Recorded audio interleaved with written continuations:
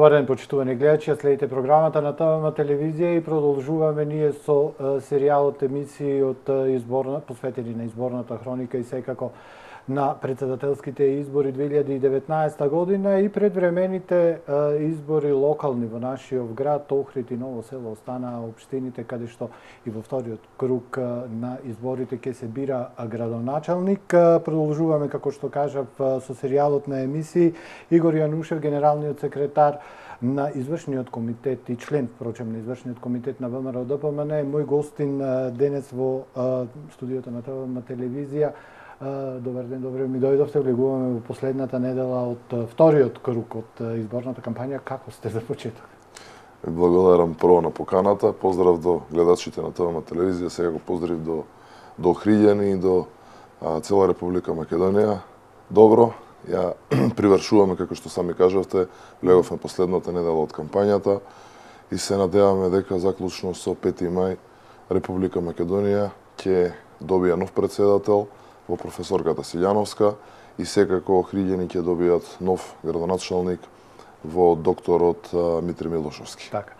Јанушев, барем оние аналитичари кои што праве анализа, политиколози и оние агенции кои праве анализа на првиот круг на избори, ако можеме сите да се согласиме со тоа дека имавме еден навистина интересен прв круг на избори, без разлика дали станува збор за председателските или за локалните избори, со некои работи кои претпоставувам и двете најголеми партии и моменти кои што и не ги очекувавте баш. Извојувавте победа во големите градски средини, во Скопје, секако во Охрид имавте, барем кога станува збор за председателските избори, за локалните беше малку поинаква приказната. Очекувано беше? Да бидам искрен, очекувавме, односно се надевавме и на поголема победа, особено кога ќе ги споредиме гласовите кои што ги доби ВМРО ДПМН и СДСМ. Меѓутоа сепак сме задоволни, победивме во 47 општини во Република Македонија. Речи си да нема голем град каде што не извојувавме солидна, убедлива победа или односно да имаме предност во првиот круг на изборите. Од друга страна, СДСМ успеа да задржи само некои 13 до 15 општини, односно да има предност, што ако се спореди нормално со локалните избори кои што беа пред 2 години, е катастрофален пораз, катастрофален резултат, вртоглав пат на гласовите кои што СДСМ ги освојуваше. Сепак, она што го правиме во овие 2 недели, со дополнителен максимален ангажман на партијата, на партиските активисти, на кандидатот за председател, меѓутоа и на кандидатите за градоначалници во Ново село и Охрид. Сметаме дека на 5 мај ќе извојуваме една голема победа и дека ќе почнеме да ги менуваме работите во државата во еден правец во кој што посакуваме доди сите ние кои што живееме овде, без разлика на нашата верска, етничка, национална припадност. Така да ќе направиме се што може да извојуваме победа за Македонија. Во оваа последна недела од кампањата, претпоставувам дека од сите сте мобилизирани, сите сте на терен. Има ли врска падот од 16.000 гласови, да не зборуваме за Социјалдемократскиот сојуз кој над 90.000 имаше пад од гласовите? Беше тоа очекувано или ве изненади? Можам да кажам дека прво нешто што не изненади да кажем или кој што иеко го очекувавме да биде излезноста помала, бидејќи за потсетување прв пат по 2004 година имаме претседателски избори сами, значи без при тоа да се комбинирани со локални или со парламентарни избори, така да сите ние очекувавме дека ќе има помала излезност, меѓутоа во никој случај не е толку мала излезност, што дополнително само го потврдува фактот што ние како партија, како ВМРО ДПМН во последниве месеци го комуницираме со јавноста. Тоа е дека сите оние закани, притисоци, целата она психоза која што СДСМ, Заев, Пендаровски и останатата екипа ја создаваат, се артикулираше на тоа што граѓаните не излегува да гласаат ради целата таа апатија која што се создаде во државата, бидејќи сведоци сме дека и тука е на локално ниво во Охрид, меѓутоа и на ниво на држава буквално нити еден проект не е реализиран, нити едно ветување кој што го даваа пред изборите, дали е тоа 500 евра плата, дали се тоа 100.000 денари за докторите, дали се тоа 600 километри автопат, дали се, не знам, субвенциите за земјоделците, реформи во образование и здравство, значи буквално со ништо не само што не е мрднато и не е започнато, не ни никакво планирање започнато на сите тие проекти. И од тие причини сметам дека граѓаните, да кажам, паднаа во една апатија на немање на буквално интерес за политиката. Да, се согласувам и дека тука како политичари сите сносиме дел од одговорноста, но сепак како власти се СДСМ, Заев, Пендаровски, останатите се убедливо најодговорни. Така.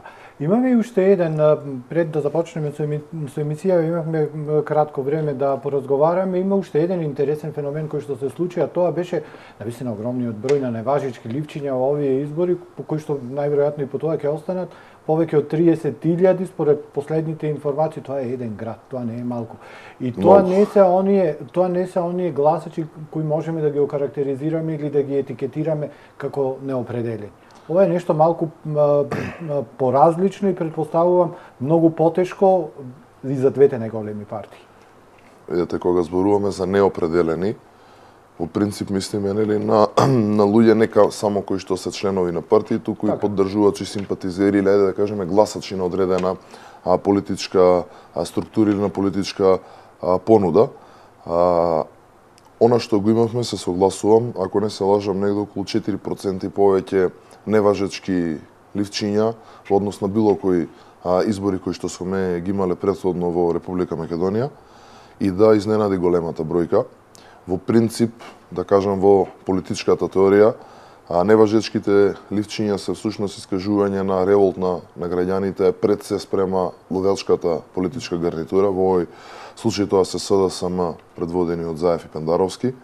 А меѓутоа, она што во конкретниот случај можеме да го поистоветиме неважечките со политичкава ситуација во Македонија е дека во принцип тоа се луѓе кои што се на некој начин приморани, уценети под закана од страна на власта да излезат и да гласаат. Тие луѓе сакајќи да удоволат на некој начин на власта и да излезат, да покажат дека ќе го остварат своето гласачко право, меѓутоа позади параванот, гласањето е тајно, се одлучуваат да го поништат токму гласачкото ливче и на тој начин да го искажат револтот, бидејќи во принцип се гласачи најчесто се во принцип гласачи на владачката гарнитура, меѓутоа револтот спрема оваа ситуација каде што буквално не се прави ништо, а при тоа и се тргуваше на најбрутален и криминоген начин со националните интереси во Република Македонија, допринесе до тоа да има огромен број, како никогаш досега, неважечки ливчиња. Она што ќе биде, претпоставувам, оваа недела и малку потешко за вас како најголема опозициона партија, се оние рурални општини, оние малички општини, каде што, впрочем, вашиот против кандидат и ја освои довербата. Има ли простор да реагирате и да минимизирате штетата или да поправите или да го свртите она најдобро сценарио во ваша корист? И каква е ситуацијата, каква е состојбата од оние тет-а-тет средби со граѓаните кои што ги остварувате? Точно е тоа дека има дел од помалите населени места каде што влеговме во вториот круг со да кажем незначителна предност на Пендаровски.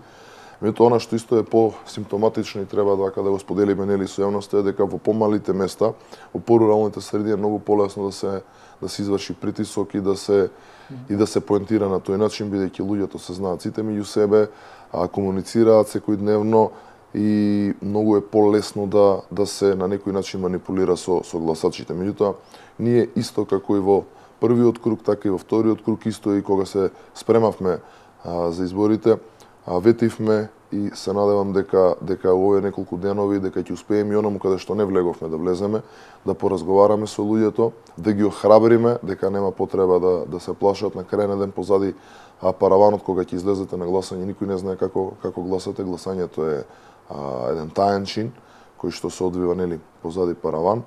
Од една страна, од друга страна укажуваме на сите разлики кои што ги има помеѓу кандидатите. За председателските избори ги потенцираме разликите помеѓу професорката Силјановски и Пендаровски. Од една страна имаме угледен професор, и то угледен професор не само овде во Република Македонија, туку угледен професор буквално во меѓународни рамки, кој што во своето портфолио, во своето минато, во своето CV има многу сторено во минатото и овде и надвор од Венецијански комисии, Совет на Европа и слично. Жена која што има еден исклучителен карактер, кој што во минатото се докажала дека е секогаш на страната на правото и на правдата, која што без разлика кој бил на власт знаела да се спротистави за нешто што не било како што треба, и тоа и го очекуваме да го прави во иднина, бидејќи само така се гради една здрава политичка ситуација. Од друга страна го имаме Пендаровски, кој што почнувајќи од 90-тите со неговото минато во МВР, со учеството во многу негативни настани, пред се 97 гостива Ритетово, па понаваки се што произлегло понатака, разликите се евидентни. Исто така овде на локално ниво имаме човек во докторот Митре, кој што е еден исклучителен човек, исклучителен доктор, кој што во своето минато помогнал на многу луѓе. Сега ние бараме шансата, тој бара шансата заедно со ВМРО ДПМН да помогне на целиот град овде во Охрид. Од друга страна имаме кандидат за градоначелник кој што имаше прилика во изминатиот период да покаже што уме и што знае, меѓутоа сметам дека граѓаните на Охрид се доволно свесни, доволно паметни за да можат да ги видат разликите. Она што можам да го видам, еве неколку дена сум во Охрид, е да видам дека некако се разработија последниве 2-3 недели во очи на изборите, асфалтираат улици и слично. Не ги осудуваме, напротив, ги охрабруваме, но ги охрабруваме да го прават тоа во целиот свој мандат или во секоја можна прилика што имаат, бидејќи на крај на ден тоа е во корист на граѓаните. Оваквите манипулации сметам дека не поминуваат кај граѓаните. Кажавте дека во овој период сте активно на терен, ги посетувате општинските, ги посетувате местните комитети. Она прва асоциација за тоа што им треба на граѓаните и што бараат од вас. Едно нешто да изберете што е заедничко, ето што се повторило. Она што можам да го издам буквално сегде, не само во нашата партиска структура, туку се среќаваме буквално со сите граѓани нон-стоп. Она што сите го бараат... Како политичар да речете, ова бе посетив ен број на комитети, ова е сега што им треба на луѓето. Сакаат да имаме вистинска држава. Че сакаат системот да функционира. Да важи за сите подеднакво и да се знаат точно кои се правилата на игра. Тоа е она што недостасува. Да, економските теми се секогаш број еден. Дали е тоа за работа, за повисоки плати, иселувањето на младите исто така е една категорија која што високо котира во однос на она што треба да се направи, кои што граѓаните го искажуваат, но секако тука е и оние работи во однос на промената на името на државата, промената на идентитетот и се останато. Така да тоа е еден комплот, би рекол, на она што очекуваат граѓаните и што искажуваат. Но пред се и над се, кога сето ова ќе го споиме, или кажано на кратко е дека граѓаните, без разлика од која верска, етничка, национална припадност се, без разлика во кој дел од држава живеат, дека бараат вистинска држава, вистински систем каде што ќе функционираат и ќе може да се реализираат на оној план кој што е од нивни интерес. Така. Кандидатката која што ја поддржувате, професорката Силјановска, пред една недела чинам беше изјави дека се надева на гласовите од кандидатот кој што Алијансата на албанците и БЕСА го поддржува, а Зијаден Села, пак председателот на Алијансата на албанците, кажа дека им порача на гласачите да гласаат по свое убедување, меѓутоа изјави дека оваа недела ќе решавале на кого ќе ја дадат довербата. Знаеме дека последната недела од секоја кампања е недела на калкулации, недела на тие партиски пазариња. Како ќе играте? Видете, ние многу пати јасно кажавме дека партиски пазариња нема да има, дека секој оној, без разлика на политичка партија, без разлика дали е тоа здружение на граѓани, било по кој основ, здружување на луѓето, поединци и слично, што се согласуваат со идејата за правда за Македонија, за градење на систем на вистински правна држава, на систем кој што вистински ќе функционира и за сите ќе функционира, добре дојден да ни се придружи. Од друга страна, ја поздравувам изјавата од господинот Цела, бидејќи е во насока на она за што и ние се бориме. Луѓето, гласачите, граѓаните на Република Македонија не припаѓаат и ние не ги држиме во джеп. Напротив, секој треба да го оставиме по собствено убедување да излезе и да гласа, меѓутоа и да делува во општеството во Република Македонија. И токму тоа е правилниот начин и правилниот пристап. Од друга страна, исто така не можевме и да не видиме дека третиот кандидат, професорот Река, со професорката Силјановска застапува многу слични ставови пред се во однос на правото и градењето на правната држава. И оттаму е нормално дека оние кои што ја дале поддршката, пак ќе повторам, без разлика на верска и национална припадност, дека е многу понормално да ја поддржат професорката Силјановска, бидејќи идеите, принципите и мотивите кои што придонеле да гласаат за тој кандидат, се може многу лесно да се идентификуваат со кандидатот, односно професорката Силјановска. Така. Пред вас останува уште еден статистички и еден политички предизвик. Тој статистички е оној цензус од над 700.000 гласачи, 40% очекувате дека ќе го исполните и не дај Боже ако тоа не успее. Вашиот став и ставот, впрочем, на вашата партија во врска со она бирање, измени на уставот и бирање на председателот во собранието. Знаете дека како ВМРО-ДПМН многу пати јавно тоа сме кажале дека апсолутно не го прифаќаме тој начин на повторно отварање и менување на уставот.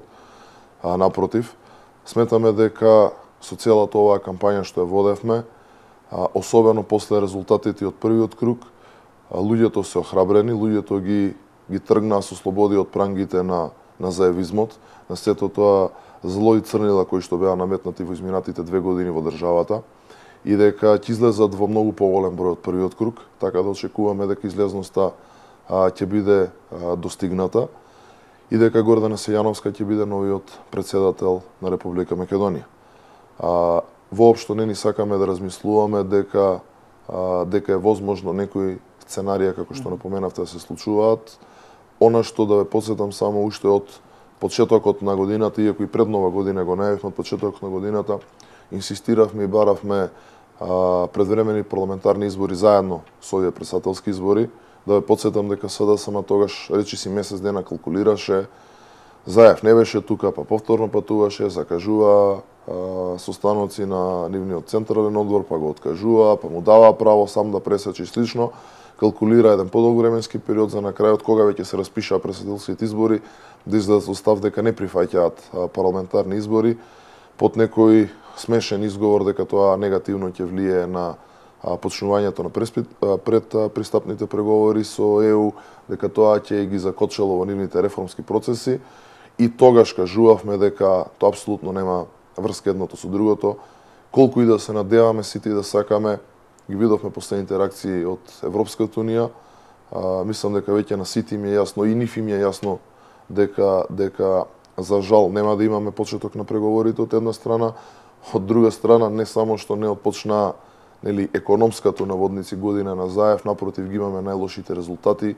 Ги видовме и последните показатели за капиталните инвестиции, едно тотално фијаско буквално на секој поле се случува во државата. Так. Јанушев, бевте член на таа комисија за градежништво, за урбанизам, за сообраќај, кажавте дека неколку дена сте во Охрид. Како гледате на Охрид урбанистички? Што му треба на Охрид и што треба да се измени во Охрид?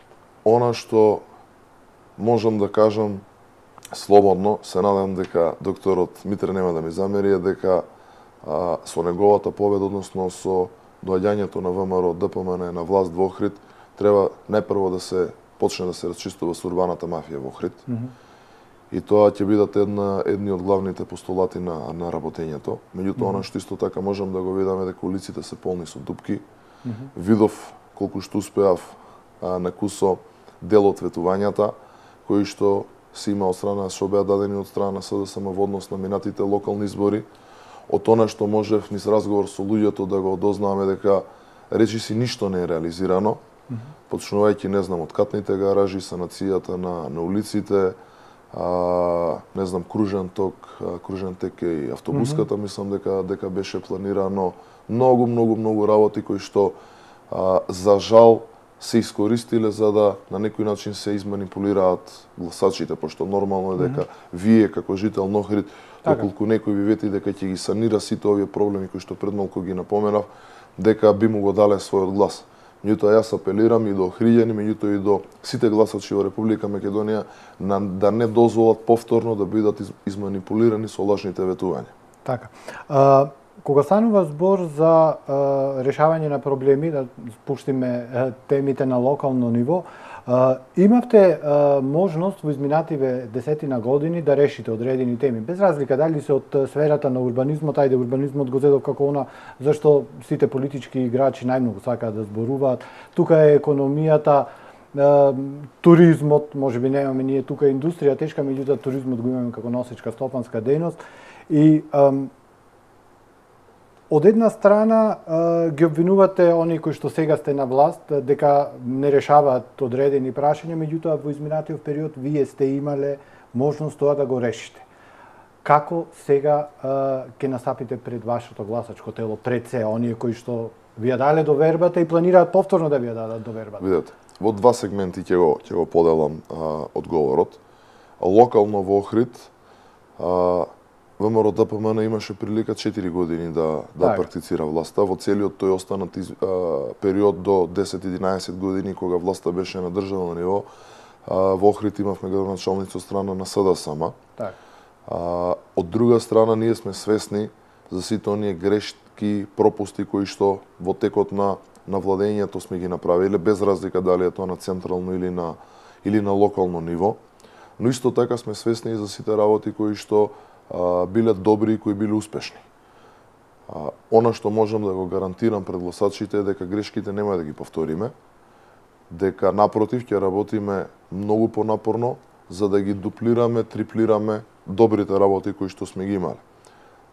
Овде во Охрид, барем од она што сум можел и лично да имам придонес, е реновирањето на Охридскиот аеродром. Од друга страна исто само ќе ги потсетам охриѓани за автопатот кој што веќе е во напредна фаза и кој што се гради, исто така дело проект на претходната влада, меѓутоа и многу други проекти инфраструктурни, комунални кои што сме успеале во тој краток период да ги реализираме во општина Охрид.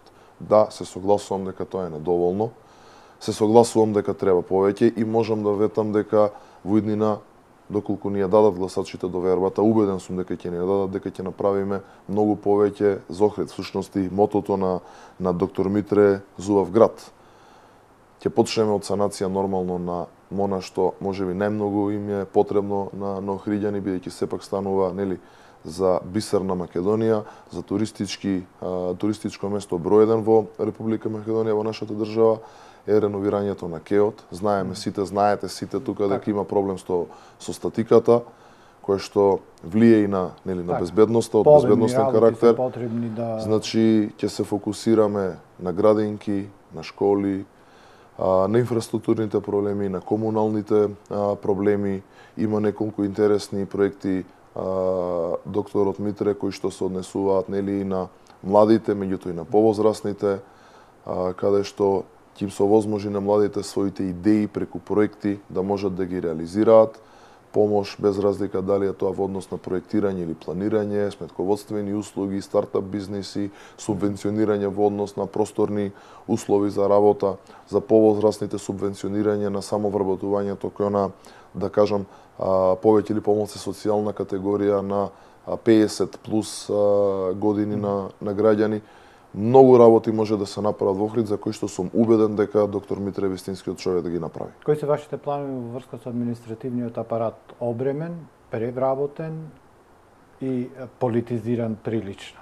И дали е можна воопшто деполитизација на административниот апарат? Не зборувам само за Охрид, генерално во државата. Видете, една работа без разлика колку ние нели со СДСМ да имаме разлики во однос на гледиштата, во однос на многу работи, меѓутоа во една работа повеќе или помалку се согласуваме дека во 2006 кога ВМРО-ДПМН превзема власта, во првите години имавме барем во првите години имавме едно одлично функционирање на државниот апарат.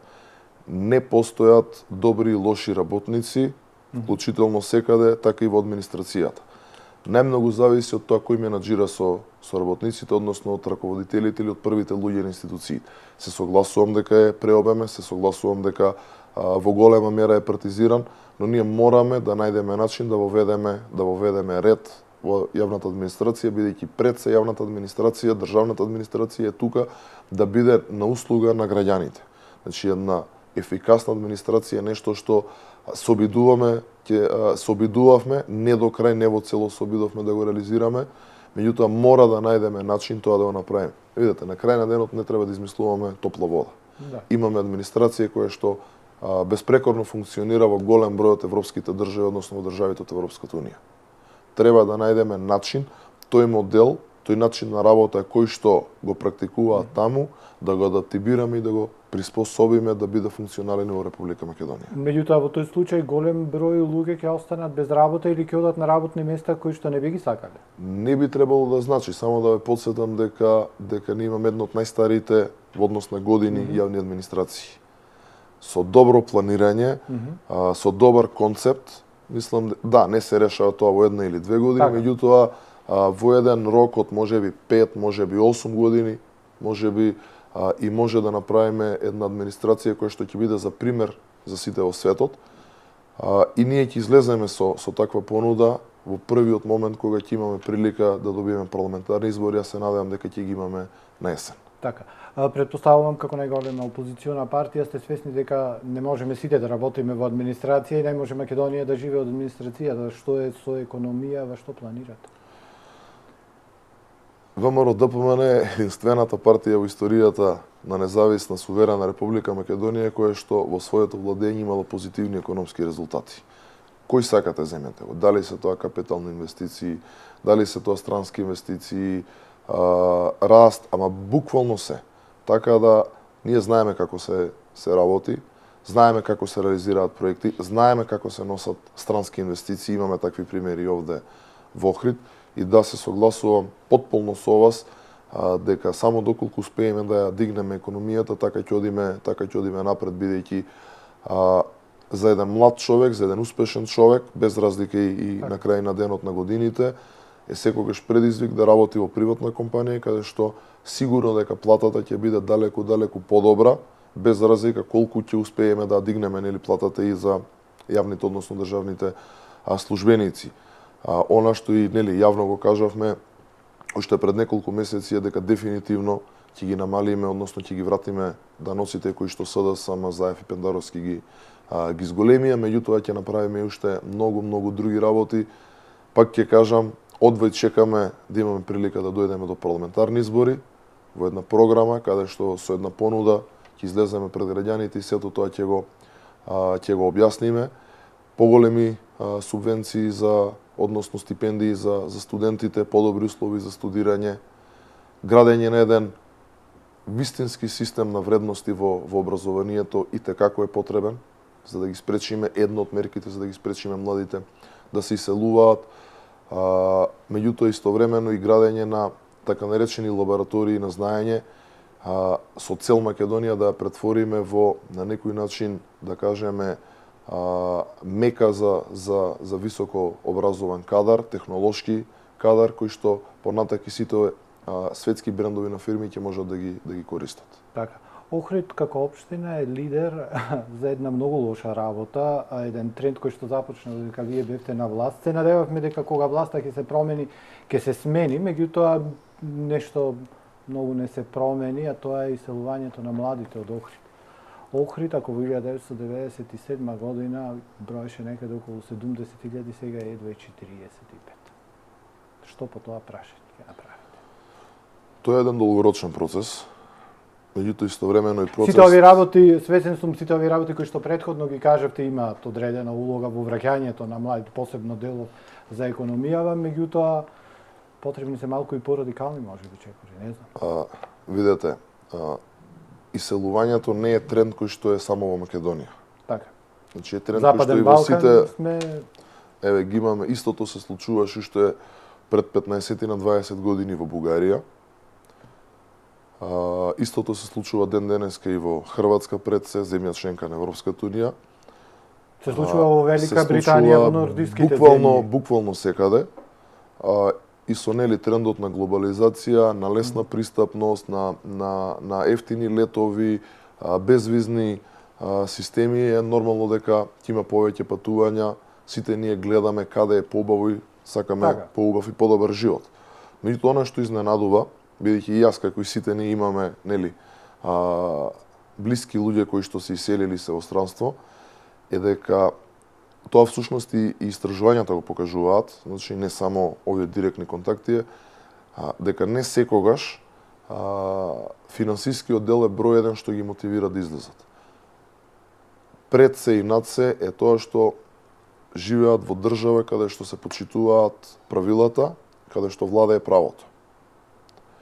Токму затоа сметам дека треба од тука да почнеме. Ако не имаме држава која што е поставена на стабилни основи, на вистински основи, во смисла на владење на правото, каде што секој може да си ги оствари своите права и обврски во државата, без разлика на политичкото убедување. Политичко, национално, етничко, без разлика, значи на тоа.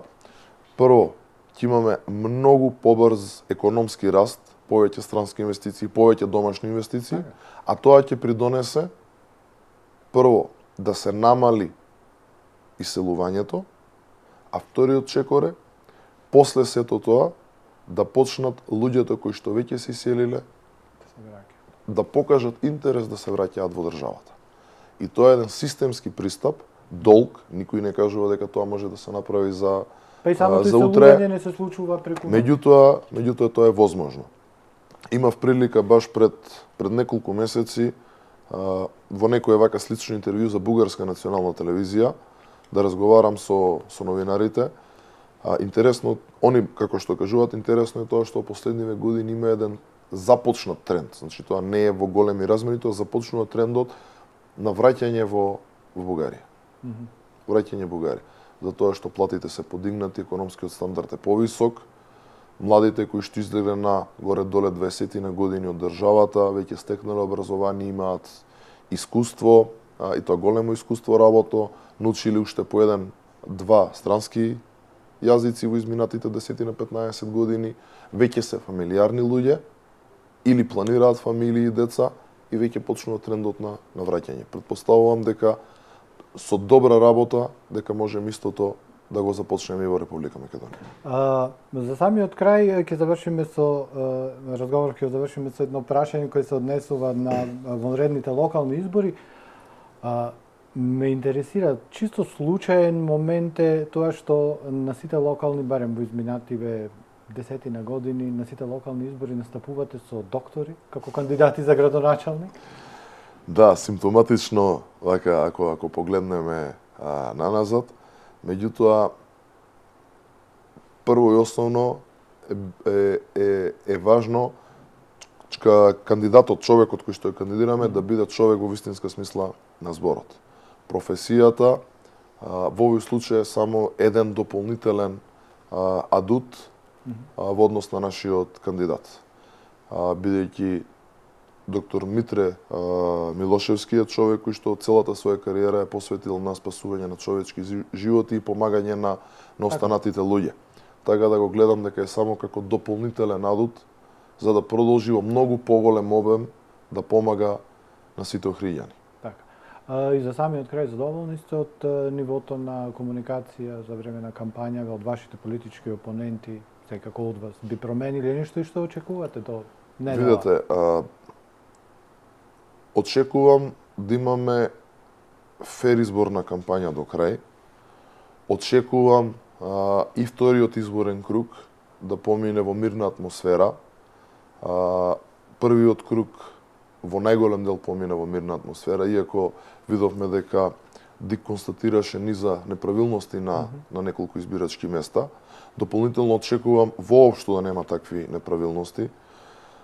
Сметам дека власта, дека СДСМ, Заев, Пендаровски се апсолутно свесни дека фер, коректни и пред се слободни избори, без никакви изборни регуларности, се најважниот услов за Европската Унија, кој што го постави како таков. И искрено очекувам дека нема да се дрзнат да влезат во било какви криминогени действија и нарушување на изборниот процес. Но исто така ќе потсетам дека без разлика колку ветувања дадоа, дека сепак имаше низа прекршувања и во првиот круг, меѓутоа и пред почнувањето на првиот круг. Сведоци бевме овде токму во Охрид, бидејќи нели од тук и почна нашата кампања, првиот митинг, дека се обидува на секој можен начин да го спречат присуството на нашите активисти. Автобусите беа стопирани, се држаат час и половина, со тоа директно го наруши изборниот процес. Видовме неколку вербални напади од страна на активисти на СДСМ, кинење на изборен материјал. Видовме исто така кражба на изборен материјал од страна на активисти на СДСМ, кој што се направи од возило на претставителот на Унијата на млади сили во општина Кисела Вода во Скопје. Ја видовме исто така големата афера која што се обидуваат на некој начин да дефокусираат јавност и да не ја коментираат во односно на фамозна апликација во која што собираат метадата податоци за граѓаните и многу слични овакви појави. Исто така видовме во одредени случаеви како пресече Државната комисија за спречување на корупцијата, така да се обидуваат на секој можен начин да влијаат на еден недозволив начин изборниот процес. Се надевам дека паметот им ја дојде, нека ќе престанат тоа да го прават и дека на крај на ден, на 5 ќе имаме слободни демократски избори, а при такви избори сум повеќе од сигурен дека Гордана Силјановска-Давкова е новиот председател на Република Македонија, а докторот Митар Милошевски ќе биде новиот градоначалник на општина Охрид. Ви благодарам за учеството во изборната хроника. Се надеваме сите дека ќе имаме барем ова мирна недела и секако мирни избори во недела и се гледаме во некоја наредна прилика. Вам, почитувани гледачи, ви благодарам за вниманието. Имајте убав ден. Ви благодарам уште еднаш на поканата и за крај би сакал да им ги честитам великденските празници на сите верници од православна вероисповест. Благодарам. Ние продолжуваме понатака со програмата на ТВ, почитувани гледачи.